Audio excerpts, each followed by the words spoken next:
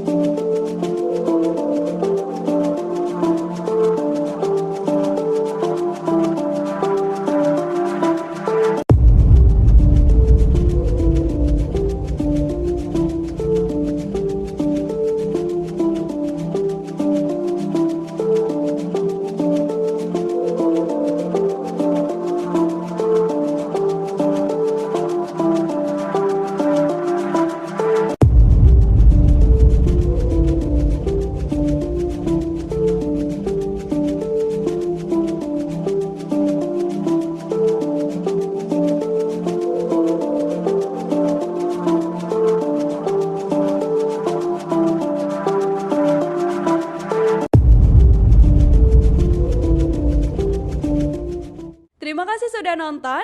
Jangan lupa like, subscribe, dan share ya.